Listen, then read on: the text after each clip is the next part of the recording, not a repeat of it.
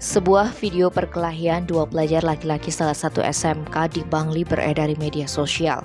Tak hanya mempertontonkan aksi duel, dalam video yang berlokasi di hutan itu terlihat sejumlah remaja berpakaian sekolah bak supporter.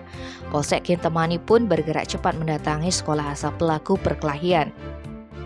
Kapolsek Kintamani Kompol Ruli Agus Susanto menegaskan polisi telah melakukan penyelidikan sebelum video itu viral di media sosial.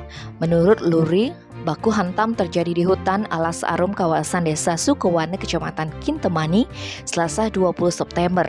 Kedua pelaku adalah pelajar satu sekolah. Menurutnya, aksi duel itu berawal dari masalah sepele. Namun masalahnya sudah selesai, keduanya sudah damai setelah dimediasi polisi. Mantan Kapolsek Abian Sumal ini juga sudah memberikan pembinaan kepada semua siswa di sekolah setempat, termasuk pembinaan ke semua SMP dan SMA atau SMK di Kintamani dengan melibatkan Babin Kantimas agar kejadian serupa tidak terulang lagi. Ia juga mengingatkan agar bijak menggunakan medsos, jangan sampai ketika ada yang berkelahi malah ditonton, kemudian direkam dan videonya disebar di medsos. Tim Bali Express melaporkan.